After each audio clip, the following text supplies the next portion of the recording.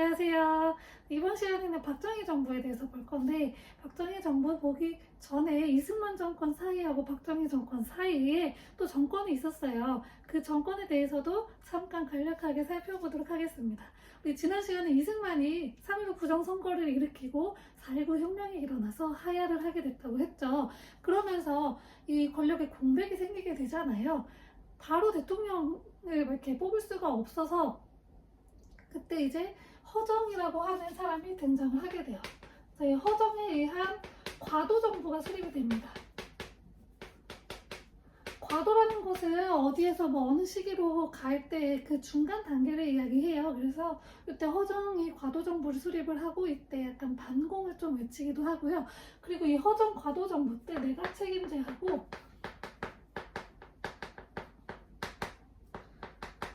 양원제 국회가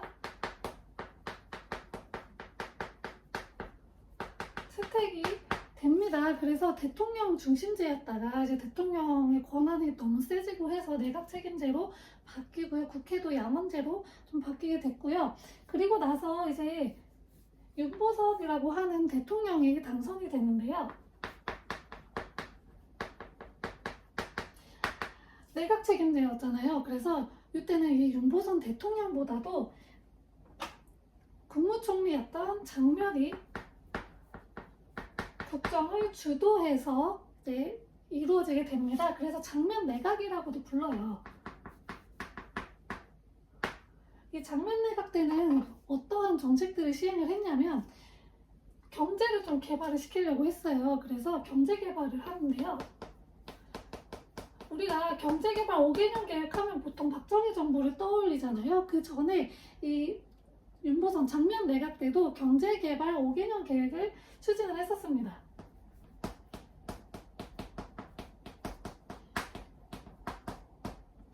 그리고 이때 우리가 나중에 할 건데 김영삼 때 지방자치제를 시행한다고 했잖아요. 이때도 잠깐 지방자치제가 시행이 되고요. 그리고 윤보선 전에 이승만 대통령 때는 반공 이랬잖아요. 그리고 6.25 전쟁이 끝난 지도 얼마 되지 않았기 때문에 굉장히 이 반공에 대한 게 굉장히 강했어요.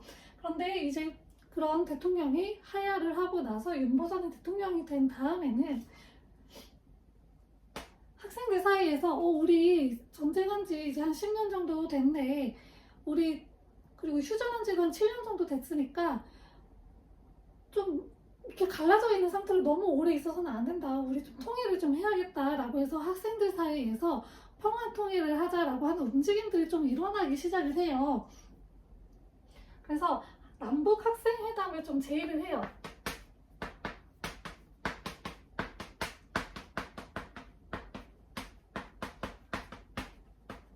말 그대로 제의를 한 거예요. 이렇게 하면 어떻게 했느냐라고 제의를 했는데 잘 되지는 않았고요. 그리고 장면 내각 같은 경우에는 이승만 정권을 무너뜨리고 나온 정권이기 때문에 이 3.15 부정선거를 했던 사람들에 대한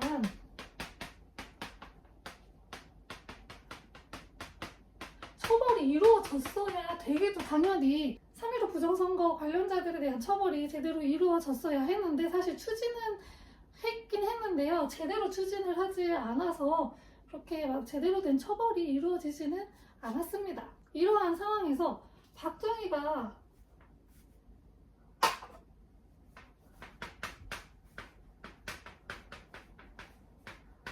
5.16 군사 정변을 일으킵니다. 그래가지고 어떠한 명분을 통해서 5.16 군사 정변을 일으켰냐면 지금 대통령이 하야를 하고 굉장히 정세가 불안하지 않냐. 이 틈을 타면 북한이 쳐들어올 수가 있다. 그래서 우리나라를 지켜주겠다. 우리 군인들이 지켜주겠다라고 해서 등장을 해요. 군사 정변을 일으켜서 정권을 잡아버려요. 그래서 좀 안정이 되면 우리 군대가 일단 여기를 우리나라를 안정을 시켜주고 좀 안정이 되면 그때 민간에다가 정권을 이양하겠다라고 약속을 하고 등장을 합니다. 그래서 5.16 군사정변을 일으키면서 박정희가 등장을 하게 되고요. 그리고 이때 국가재건 최고회의를 만듭니다. 했습니다. 그래서 국가재건 최고회의를 통해서 정권을 계속 이어나가려고 했던 거고, 이거를 통해서 이제 정치를 했던 거고요. 그리고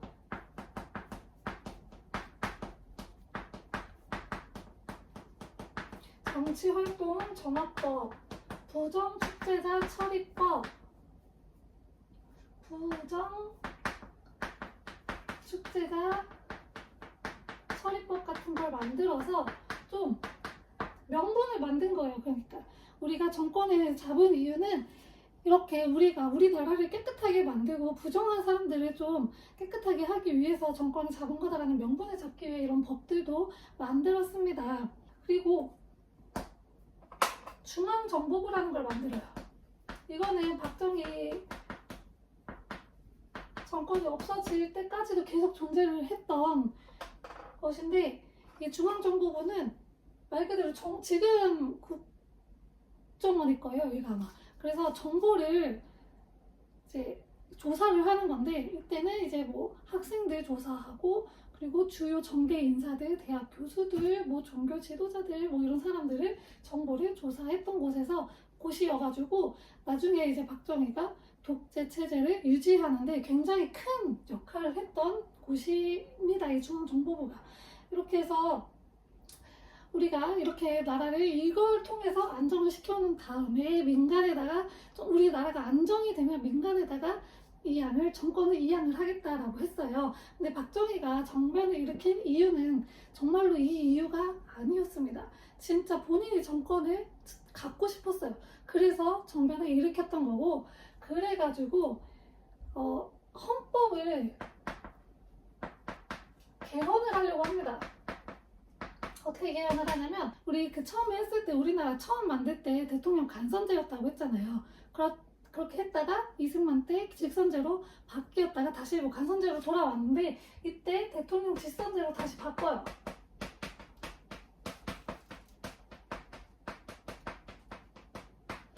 그리고 이때 그 내각 책임제로 바뀌어가지고 국무총리에 의해서 그 정권이 계속 이루어졌었잖아요. 그런데 이때 대통령 중심제로 바꿉니다.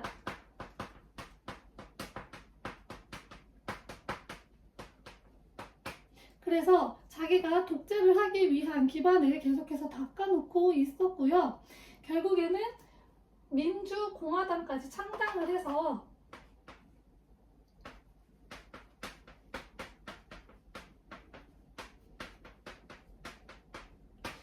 박정희가 제대를 해요, 군대에서. 그러니까 안정이 되면 민간에다가 이양을 해준다고 했잖아요. 그럼 자기가 권력을 못 갖게 되니까 자기가 제대를 해서 민간인이 돼서 국회에 들어가요. 국회의원이 돼서 자기가 이 민주공화당 소속의 국회의원으로 대통령 선거 후보로 출마를 해서 대통령이 됐습니다. 그래서 결국 민간에 이양을 하겠다라고 하는 약속은 지켰지만, 그 민간이 진짜 민간이 아니고 자기예요, 자기.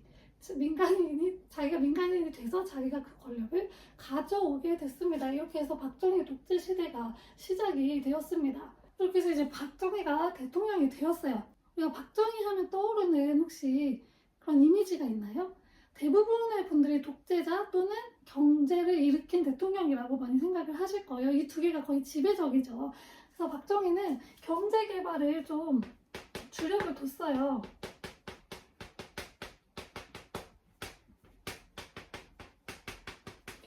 경제개발 5개년 계획을 1차, 2차, 3차, 4차 이런 식으로 이제 했는데, 경제개발을 하기 위해서는 돈이 필요하잖아요. 그거는 조금 이따 설명을 하고요. 일단 경제개발 5개년만 잠깐 설명을 하면, 경제개발 대표적으로 1차, 2차, 3차까지만 이야기를 해보면, 1차에서는 지도받는 자본주의 체제라는 것을 내세웁니다. 그래가지고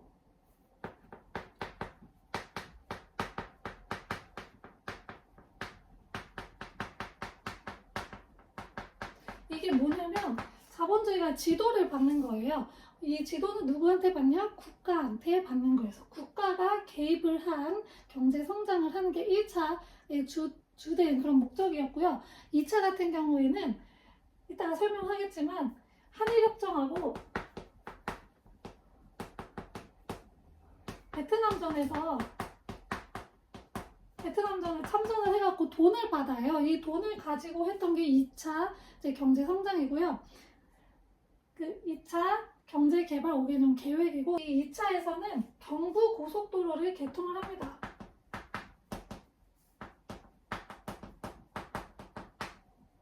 이때 경부고속도로가 개통이 돼요. 서울부터 부산까지 이어주는 고속도로거든요. 그래서 경부고속도로 중간에 가면 그 비석 세워진 휴게소도 있어요. 그래서 이 경부고속도로가 이때 개통이 돼서 사람들의 이동도 편리해지고 물자의 이동도 굉장히 편리해졌죠. 3차에서는 중공업 위주로 이루어져서 여수, 구미 이런 쪽에다가 이제 공업단지가 세워지게 됐던 게 3차 경제개발 5개년 계획입니다. 자, 그러면은 이때 얘기했던 한일협정하고 베트남전이 왜 나왔냐면 이제 경제개발을 하려면 돈이 필요하잖아요. 돈을 어디서 긁어오면 좋을까 생각을 한 거죠. 그 두 가지 방법이 한일협정하고 베트남전 참전이었어요. 한일협정은 뭐냐면 우리가 일본의 지배를 받았었잖아요.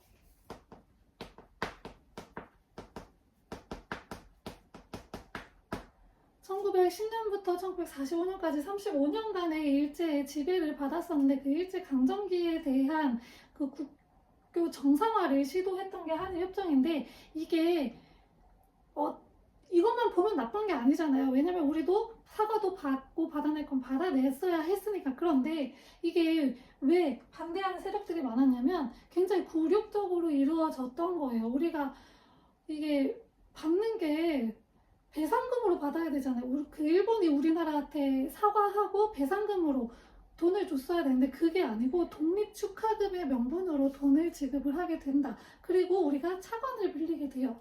그거에 대한 이제 정식적으로 맺어지기 전에 그 전에 여러 가지 협상하면서 이제 각국의 대표들이 만나서 협상을 하잖아요. 이 비밀 메모가 밝혀지게 된 거예요, 우리나라에. 그래서 이거 너무 굴욕적인 외교 아니냐라고 해서 반대 시위가 일어나요, 학생들 사이에서. 그게 6.3 시위고요.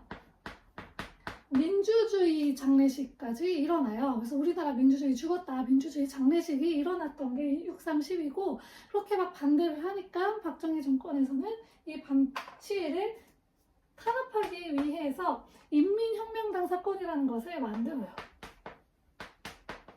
이 공산주의가 껴있다라는 거예요. 그래서 이 6.3 시위를 탄압을 하였습니다. 1차 인혁당 사건이라고도 해요. 인민혁명당 사건뿐만 아니라 민족주의 비교 연구회라고 있어요.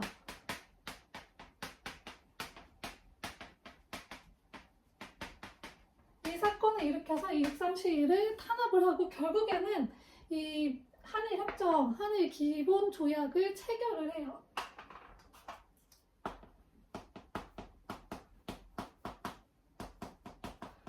그래서 이거 내용이 뭐냐면 아까 얘기했듯이 독립축하금으로 하고, 그리고 차관, 경제협력 자금으로 받고 차관 형식으로 받고, 유상차관도 있고 무상차관도 있는데 유상차관으로 받는 것도 있고, 그리고 일본군 위안부라든지 그리고 강제징용에 대한 제대로 된 배상과 사과가 없었어요. 그래서 우리는 지금까지도 계속 일본한테 사과하라고 요구하고 있는 거고, 일본 입장에서는 그때 돈 주고 다 하지 않았냐는데 왜 자꾸 요구하냐라고 하는 거예요. 근데 이거 제대로 된 사과 맞아요? 아니에요. 그래서 우리는 계속해서 요구를 하고 있는 게 제대로, 우리 돈 필요 없어, 돈 더 안 줘도 되니까 제대로 된 사과만 해라고 하는 거죠. 그래서 독립축하금 말고 줄 거면 배상금으로 해서 달라, 정확하게 명칭을 배상금으로 해서 달라라고 요구를 하고 있는 거고요. 일본은 주지 않았냐 그런 거고. 그래서 굉장히 계속해서 이거 가지고 일본하고 우리도 계속해서 갈등이 있는 상황입니다.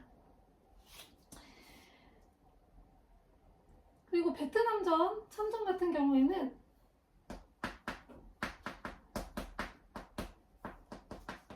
베트남 전쟁에 대해서는 세계사 강의 때 올려놓은 게 있으니까 그거 참고하시면 되고, 근데 미국이 여기 참전을 하게 돼요.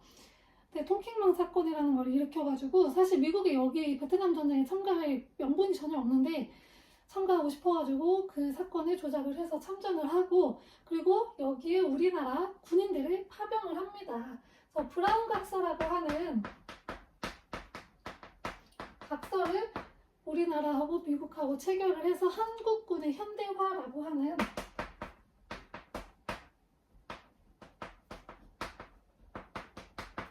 조항이 들어가 있고, 우리나라에서 베트남전에다가 병사를 보내면 그에 따라서 미국은 우리나라한테 한국군의 현대화를 이루기 위한 자금을 지급을 해주는 거죠. 그래서 이런 식으로 돈을 얻어서 경제개발 5개년 계획을 시행하게 된 겁니다. 그래서 이 사실 베트남전의 참전 같은 경우에는 가서 고엽제 피해도 있고 굉장히 남는 게 없는 전쟁이었어요. 우리 입장에서 보면은 경제개발 자금은 얻었지만 민간인들 입장에서 보면 너무 힘들었죠. 가서 많이 돌아가시고 고엽제 피해도 받고, 그리고 사실 우리나라가 베트남 가서 잘못한 게 좀 있어요. 거기 민간인들, 아무 죄 없는 민간인들 학살하고 강간하고 어린 애기들 죽이고, 그래서 한 마을을 완전히 초토화시킨 경우도 있고, 그래서 어떤 마을은 한국이라고 하는 이름만 들어도 막 치를 떨고 싫어하는 마을도 있거든요. 그래서 그런 식으로 굉장히 안 좋은 그런 기억만 남긴 전쟁이었어요. 그래서 여기에 어쨌든 참전을 하게 되면서 경제 개발 자금도 얻게 되었습니다. 박정희는 독재 체제를 계속 하고 싶어 했어요. 그래서 개헌을 하는데요. 그게 바로 삼선 개헌이라고 하는 건데, 말 그대로 삼선을 위한 개헌이에요. 대통령을 3번 하겠다는 거예요. 그래서 대통령 3번 하고 싶어서 그 헌법을 개정한 게 삼선 개헌인데, 개헌을 하려면 국회의원들의 동의가 필요하잖아요. 그래서 그 국회의원들을 자기 사람으로 만들었어야 해요.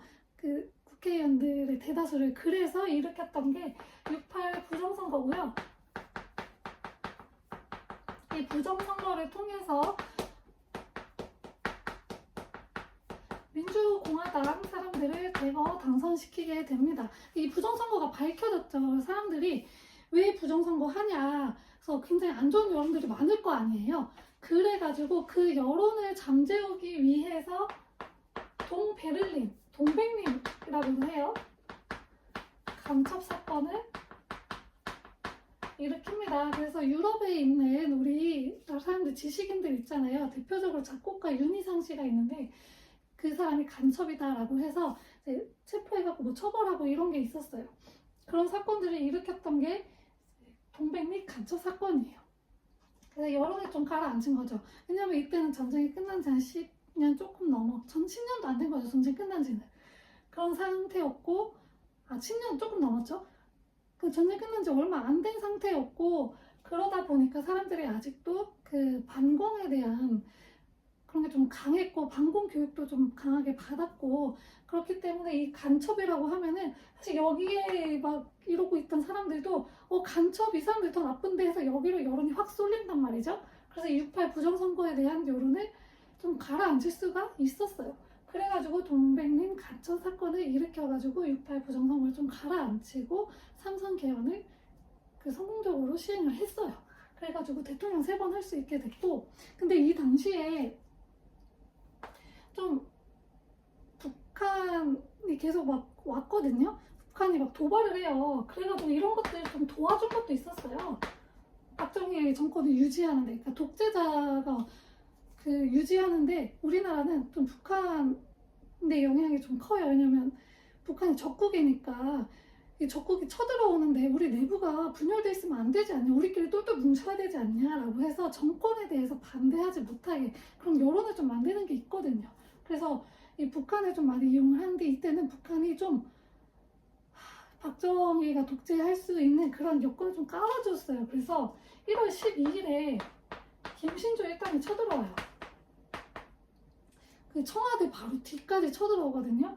그래가지고 김신조만 빼고 다 사살당하고, 김신조는 지금 목사로 활동을 하고 있고요, 우리나라에서. 근데 청와대 뒤에까지 뚫렸잖아요. 엄청나게 큰 충격이었던 거죠. 그래서 이런 사건도 일어났었고, 푸에블로 나포 사건. 나포는 납치 같은 거예요. 그러니까 배를 납포한 거예요. 이런 사건, 북한이 이제 푸에블로라고 하는 배를 납포를 했던 사건도 있었고, 울진하고 삼척에 무장공비가 막 들어왔었거든요, 북한에. 이런 사건들이 일어나니까 박정희 입장에서 이걸 이용해서 독재를 더 강화할 수가 있었던 거죠. 그래서 좀 이런 것들 좀 도와줬다고 말하면 좀 그렇기는 한데 좀 그런 것들이 있었어요. 좀 분위기가. 그래서 아무튼 이러한 사건들을 계기로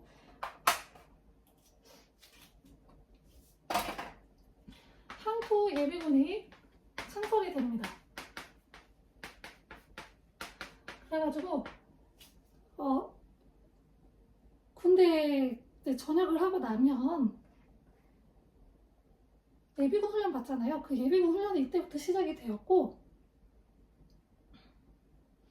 그리고 반공 사상을 강화하는 국민교육헌장이 만들어져요. 그리고 없어졌던 교련이 부활을 합니다. 교련은 저도 받진 않았거든요. 저 윗세대까지만 받아가지고 저희 세대는 교련이 없었는데, 이거는 수업할 때, 학교에서 수업 배울 때 군사 기술을 배우는 거예요. 그게 교련이라고 하거든요. 그래서 이런 것들도 이때 부활을 하게 되었습니다. 이러한 일들을 겪으면서 박정희는 독재 체제를 구축할 수가 있었고, 서서히 유신 체제로 흘러가게 됩니다.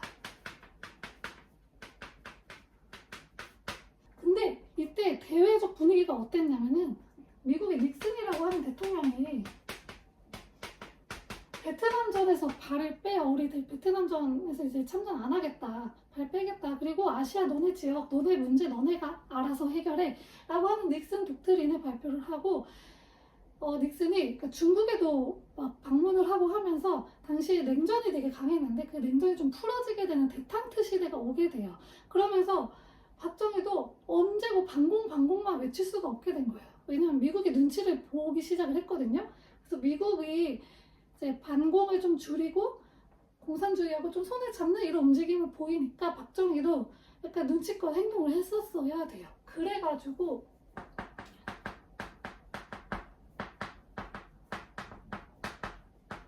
7.4 남북 공동성명이라는 게 발표가 돼요. 7월 4일에 남한하고 북한이 공동으로 성명 발표한 거예요. 그래서 우리의 통일은 우리가 자주적으로 하자, 단결하자. 그 민족 대단결로 해가지고 자주, 평화, 민족 대단결의 3원칙으로 해가지고 남북 공동성명을 발표를 합니다. 그래서 우리도 좀 이제 미국 눈치를 보고 하는데, 이렇게 하고 나서 남북조절위원회도 만들어요, 이 이후에.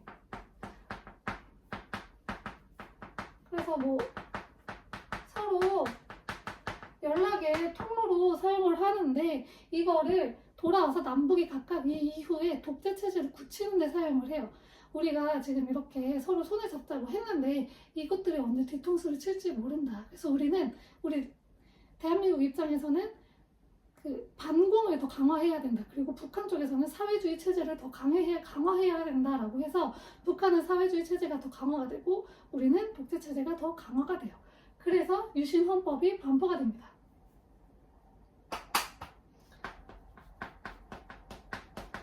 그래서 대한민국에 맞는 민주주의를 구축을 한다라는 거. 우리가 아는 민주주의는 개인의 자유, 그리고 뭐 언론의 자유 이런 것들이 있는데, 대한민국은 지금 그런 상황이 아니다. 지금 북한이 언제 쳐들어올지 모른다. 그렇기 때문에 대한민국스러운 민주주의 체제를 성립을 해야 된다라고 하는 유신이라고 하는 유신헌법을 만들어냅니다. 그래서 유신헌법에서는 통일 주체 국민회의에서 대통령을 뽑아요. 간접 선거로 다시 바꾼 거죠. 대통령 간선제로. 통일 주체 국민회의에서 대통령을 간선제로 뽑고요. 대통령 임기는, 그러니까 임기라기보다는 대통령을 무제한으로 할 수가 있어요. 무기한으로. 평생 할 수 있어요. 종신집권이라고도 하죠. 그래서 대통령 독재를 강화를 해 나갔던 게 유신 체제고요. 이 유신 체제에 반대하는 사람들이 있었겠죠. 이 반대 세력들이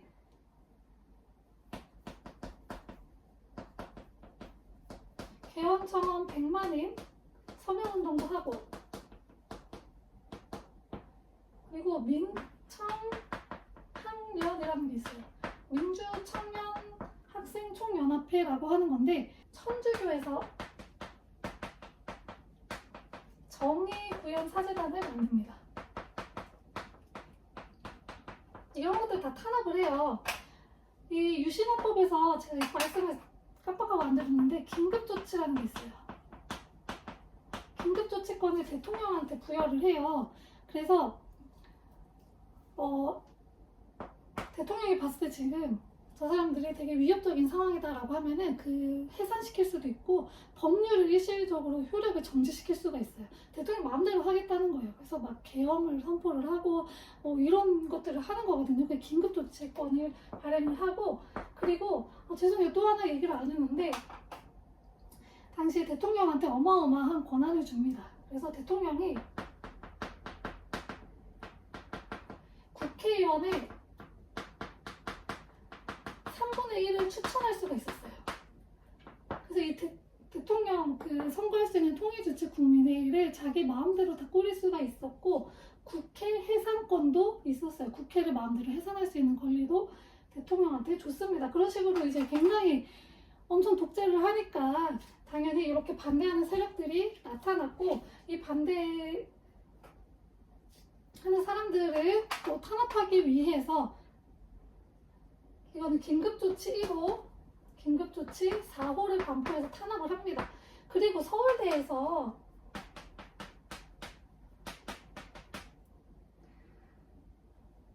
김상진이라고 하는 학생이 할복 자살을 하는 사건이 발생을 해요. 이걸 계기로 시위가 엄청나게 확산이 되거든요.